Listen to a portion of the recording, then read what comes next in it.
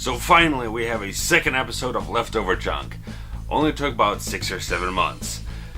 Welcome, I'm Nick Michalak, and welcome to a place where I'm going to ask the question, is it too soon? About 3 months ago, I shut the door on Killshot after numerous surmounting problems with production, logistics, and various other things, just making it more and more difficult to get any kind of progress done on the shooting of this 10-episode web series, this crime drama. And there are some things to be seen. There's some good scenes, some good footage to be seen, and some stuff that could be a little better in certain technical areas, but still worth seeing. And talking to you a little bit about getting a little more insight into where some of the story elements were going that never actually got off the ground from what you've seen.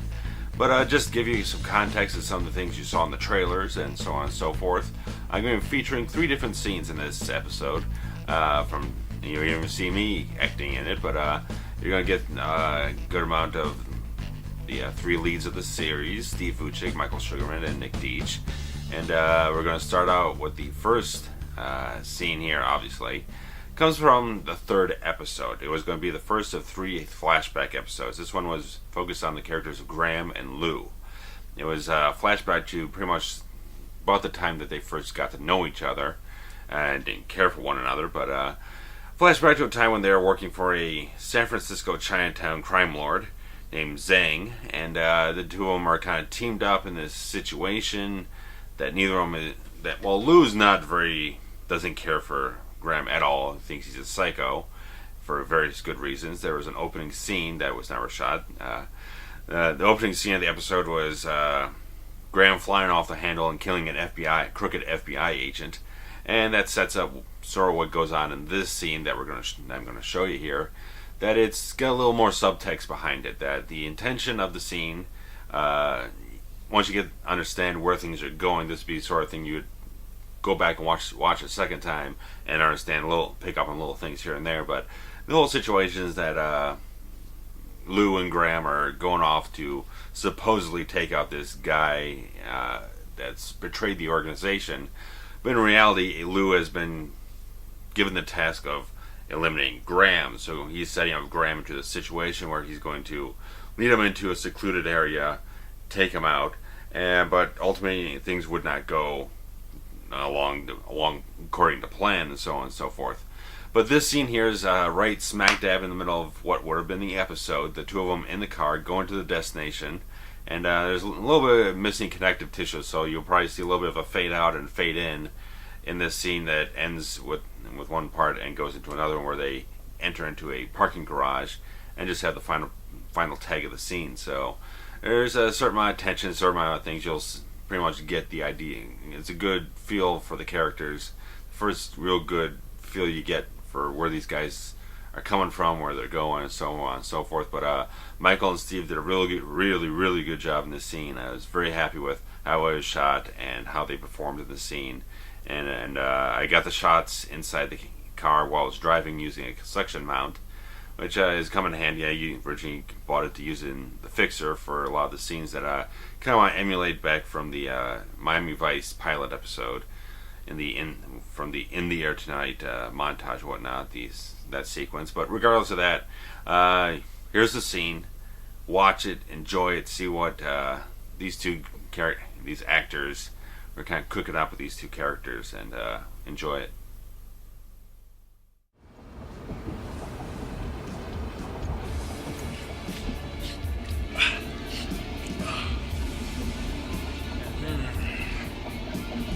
You should take a hit, Lou. You're too stoic. Yeah, you gotta loosen up and enjoy life. Fry your brains all you like. I want no part of it. Junkies like you have caused enough pain in my life. I won't add to it. Yeah, I like you, Lou, but you are no fun. So, who the hell are we taking down by way of Chinatown tonight? A man named Facile. He's become a dangerous liability. Compromised the organization. Severely. Shane wants him dead. Finally. And who gets the kill shot? He's all yours. Terrific. It's about time. you have this much action up in Seattle? I know in Pittsburgh we never do. Seattle's home. San Francisco is just another pit stop on a long, dark highway I'd sooner forget about. It's a dangerous highway, isn't it?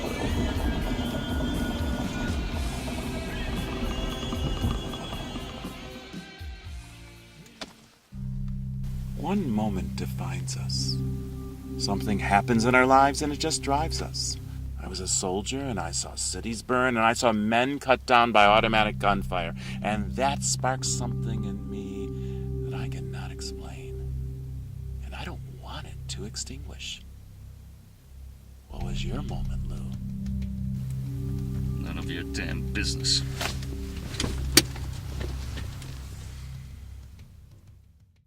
So obviously in that scene you can tell there is rising tensions between Lou and Graham. And Graham's a guy who's very perceptive. You can see that there's something really screwed up about Lou and everything. That he's a guy who's had some kind of trauma in his life. He's really shattered and everything. And Graham is the type of guy who's going to poke and prod that out of him to unleash the sort of thing that his philosophy, what he wants is his own kind of Frankenstein's monster, where he's creating his own enemy that's more deadly than he is. Saying that is the most dangerous enemy is the one you help to create, and that's exciting to Graham. That's something that he just wants to unleash something out of this guy and just screw him up royally. And that's pretty much where their storyline progresses. But the weird cog in the whole situation is Maynard. And this next scene is between Graham and Maynard. It's the end of episode number 6, which is going to be the final flashback episodes. Episode number 5, which I probably should fill in a little bit of blanks, focused on the character of Coburn, who you never saw anything about because I never got to shoot any scenes with the character. But Coburn is essentially like Graham's handler. He deals with all his business stuff. He handles all the money. He's middleman with all the clients. He sets up the hits. He handles all the stuff so Graham can just go out and do what he likes to do, and that's kill people. Yeah, he gets the thrill from it. He loves the point blank kill type of thing. So he doesn't want to deal with all the logistics and the business stuff. Coburn takes care of that, but Coburn's not this killer instinct type of guy. He owes Graham his life from back in the army, stuff like that. So he owes him a certain something. And in episode 5, Coburn was meeting with Lou, trying to warn him about Graham's obsessive behavior, that kind of stuff, where he's poking a prod, trying to ruin his life, stuff like that. And then he ends up getting a call from Maynard, meeting up with Maynard, and Maynard trying to influence him, convince him, persuade him to turn Graham against himself, and stuff like that. So in episode number 6, you've got Graham and Maynard in Madrid, Spain. I try to make this thing as world-spanning as possible, with trying to be as interchangeable as possible with the locations that you shooting tightly in as much nondescript locations as possible to try and sell that kind of idea. How well it would pay off, I don't know. But that was the idea, that there's a lot of globe-trotting stuff like that. And in Madrid, Graham's got a hit. He's got to take out these two guys, but Maynard takes him out with a sniper rifle, and he starts screwing with Graham, stealing his passport. But Maynard ends up having a run-in with old friend Marco, who we did shoot the scene. I'm not too pleased with how I shot it, so I haven't ever finished shooting this scene. Maybe in a later episode, maybe I'll revisit it. But the scene we're walking out here, shown to you right here, is Graham and Maynard the morning after all this stuff happens. They're at this train station and they're sorting out a lot of history, and at this point you don't have much context about what they're talking about, but both the actors, Michael and Nick, did a lot of good job selling the emotion of these characters and the conflict between them. And I think, like I've said before, Nick Doetsch, I think Maynard was the best role I ever gave him, and I'm so sad that I'm not going to be able to do more with him. But with the life that he has now down in Miami, he's got a great woman now, he's got great opportunities down there. He doesn't need to be anchored back here to some kind of thing that's going round and round and might never ever get finished if we were still trying to do so. I wouldn't want to poke and prod that. So that's what we got. That's the scene, and I'm very pleased with it. I'll mention something afterwards. I don't want you to be looking for it, but I'll mention it a little later on after you've watched the scene and enjoyed it. Some of these scenes I had a lot of temp music that see if I can get away with, but this is what I got for you. This scene I'm very much in. We shot this all the way up in Arlington Heights, Illinois, at a rancher train station, and it was oddly busy, but you wouldn't be able to tell it from the camera angles I used. Luckily, we had enough points in time where things were scarce, so we got things done, and it's pretty seamless. So this is what I got for you. Enjoy it.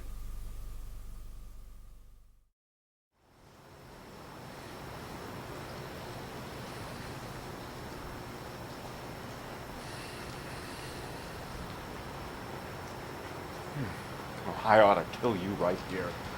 So what's stopping you?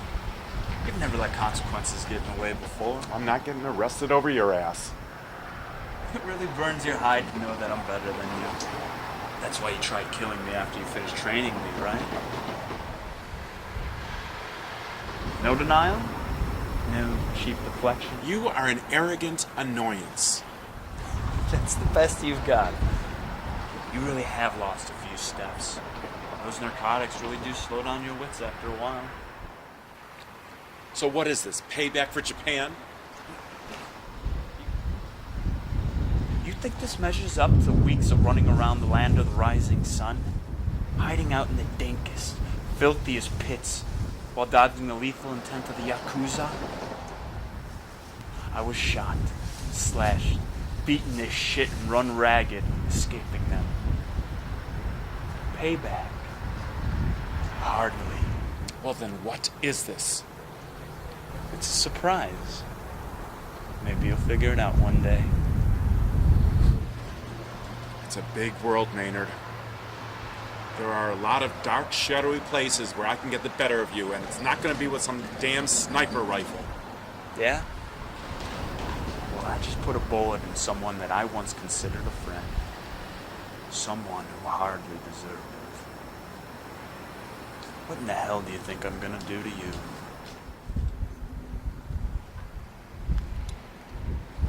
And I got something you really don't. Patience. I got so much time.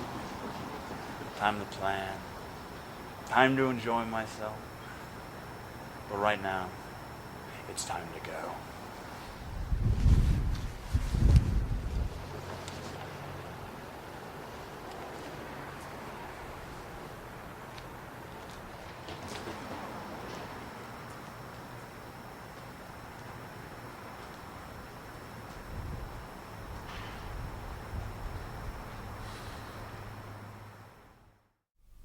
Okay, so the one thing I wanted to mention that you could probably pick up on if you go back and watch it again is that I had to do a certain amount of post-production wizardry, another garbage mat type of thing, because I didn't have a boom operator on this shoot. And so I had to put the shotgun mic on my mic stand and place it between the two actors, Michael and Steve. And because of the framing and the blocking, you can kind of see the microphone in certain shots, and so I had to go back into the footage. Obviously, I didn't notice this until I was editing the whole thing. So I had to go in and try to mask it out and kind of blur it a little bit and smudge it, whatever it was. I had to do whatever it was to make it as least noticeable as possible, that there wasn't a microphone sticking out between the two actors, making it very obvious that this was not the highest grade production. But it's a little bit more obvious the later on you go in the scene, especially when Nick is turning and walking away. So you can pick up on that if you really want to see it. Check it out again and look at that. And so that's a scene I really, really like. I'm very proud of that scene. I just love how things just executed so well. Just got the right feeling in there, especially when I got that rough final cut, whatever, done. That hit right on the mark. It left things at the right moment to jump back ahead into the present day stuff and move things forward, which ended up being developed to a certain point where it's like too much. At a certain point, it was just a 9-episode series, but I always felt there wasn't that catalyst moment that sort of like catalyst moment that jumpstarts the third act of the series and motivates everything to this big climax. There wasn't this point where things turn and motivate characters to a certain degree. So I wrote a very good episode that was a little bit biting off a little bit more than I can chew. I cast some great actors and roles, but it ended up being too ambitious. That's pretty much what killed the series. It was too ambitious for the resources that I had. And it's one of those things where you write something and then you expand on it because you just keep thinking about it, and you're loving what you wrote, and you keep thinking of more stuff, especially for as long as things are going on. That you keep developing and you keep writing and you keep trying to rewrite things to make it feel a little bit more solid, follow that right story structure. And but what we got here in this last scene is you'll see myself and you'll see Nick Doetsch, and he's seen that is the audio quality is the problem, because we were shooting at the old building that Hemi had the rehearsal studio in, and we were shooting in this stairwell, which looks great, fantastic, but because it's a big stairwell and it's all stone, it's bouncing all over the place, and I didn't have a good enough microphone, or we didn't have a boom operator to really get things sounding right.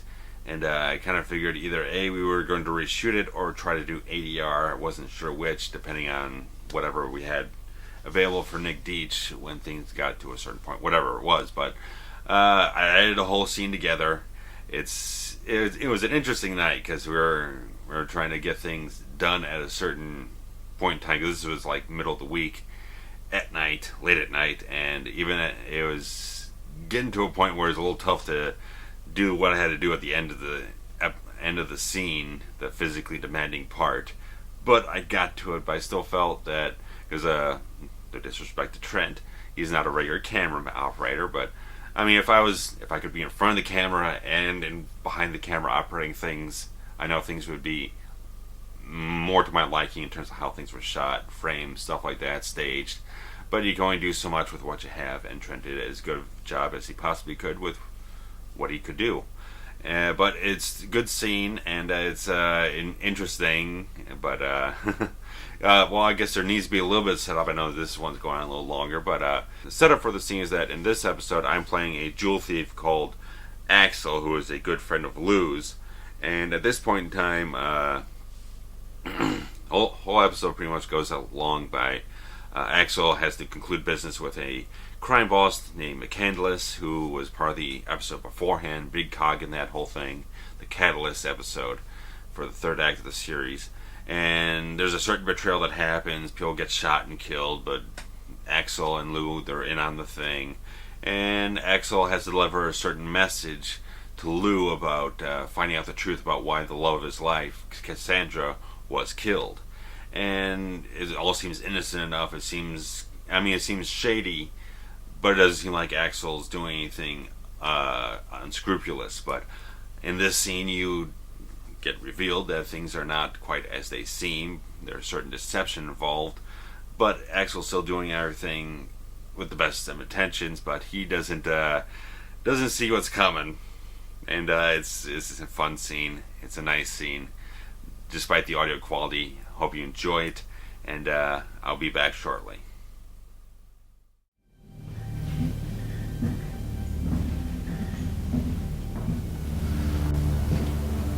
He'll be there. I'd write to his face to make it happen. But he'll be there.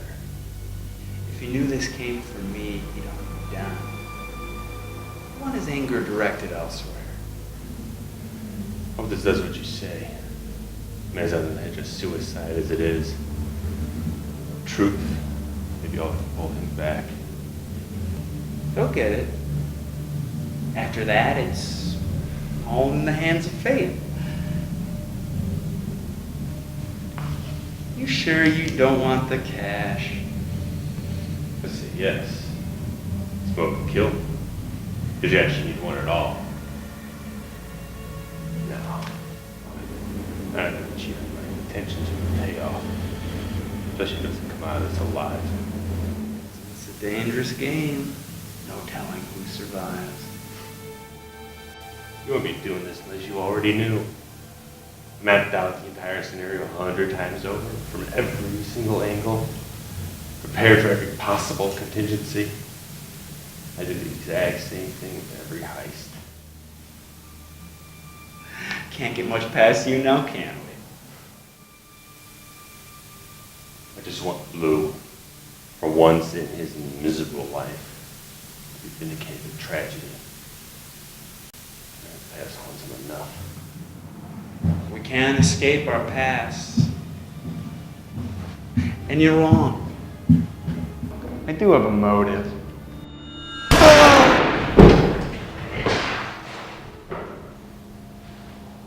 Money.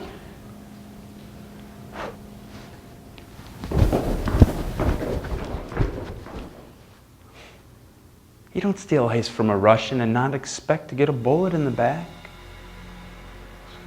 And say hi to Vince Sandek for me on the other side. Will ya?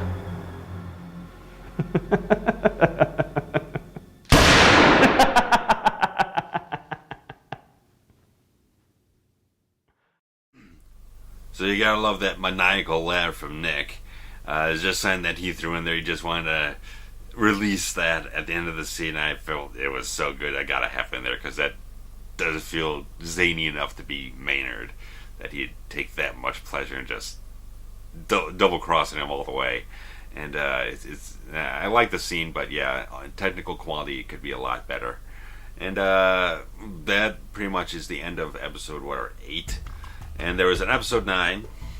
What episode 9 would be is very Graham-centric, that part of Maynard's plan to kind of burn Graham down to the ground and see, because Maynard is the guy who wants to play games. He wants to manipulate people. He wants to be kind of the puppet master type of guy.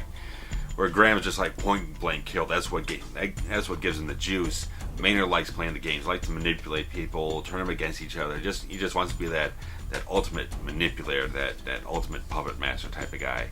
So he wants to go through this elaborate scheme where he's going to see Graham just kind of like burn himself out and see his clients turn against him, stuff like that, and just see him do himself in. But Graham pulls through in a certain situation. That Maynard's plan was to strand Graham in a sort of third world country of sorts and have him fall down into a pit of despair, drug withdrawal from not having his cocaine or wherever it was, and just cut him off from all communication since Maynard's involved with the Coburn, so he'd have no lifelines. But ultimately he would find a lifeline. He would also be twisted around and deceived and everything by Maynard into doing certain things, and it goes round and round. And the finale episode, not gonna reveal the big stuff, but because it's still good stuff. But basically, the genesis of the whole idea was 3 hitmen in this sort of random, dark, dingy, grimy location, pointing guns at one another, where only like one walks out or something like that, and you don't know who it is. And the entire kill shot idea spawned from that. So it's like, maybe I'll do a few episodes of backstory, just tell you who these guys are, and then it turned into all this other shit. Just go from one simple concept like that, where you could just do something real, just stripped down, real easy, right down, no fat, right to the meat, right to the bone, and you add all this other stuff, and it becomes this giant beast of a thing. And you know, I loved what I wrote. It was great stuff. I was very excited about it, but it's not right for where I am now. And like I said a few months ago on a certain update, that I gotta get back to a certain place where it's like doing stuff that's within my means. Good, well-written stuff, but keep it tight and focused. Because I was doing stuff with like, I did Dead of Night, which was great.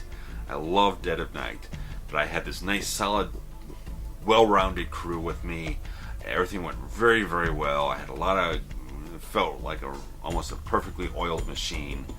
Then I tried to push that one step, maybe more than one step further with P.I. Dangerous, and it just kind of fell apart because it was bad timing in a lot of cases.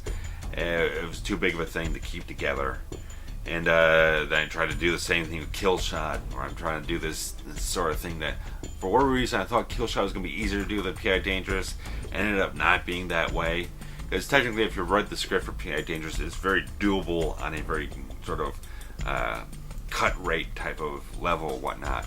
But with P.I. Dangerous, wanted to have that larger production quality, which you can see in the footage that I have released for it, that we are going for a certain higher production quality with the 24p 8 high definition and stuff like that. All the great stuff that we're trying to do visually on a production level, get it up there. And Killshot was just gonna be more back down to basics, but it was still too big.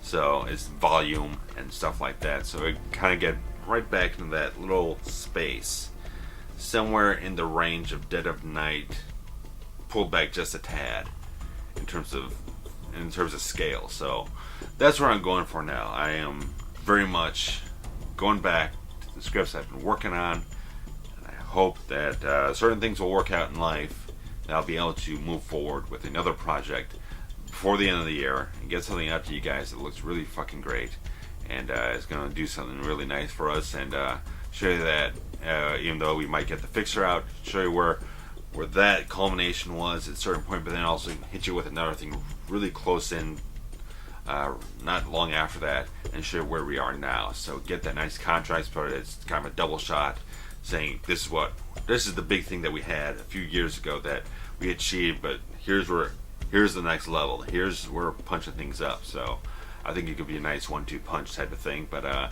Killshot, something that again I loved where I wrote. I loved where I conceived for it. I love this wonderfully interwoven story that would have been just this great payoff if we had gotten it done. Just a lot of great stuff. I love the ending I wrote. I'm not going to spoil it, because if ever I do want to get it out there, if I already get the chance, I don't want that spoiled. I don't want that out there. I would reveal it to a few certain people if they asked me. But leave it at that. That's what I got for you on this, finally, a second episode of Leftover Junk.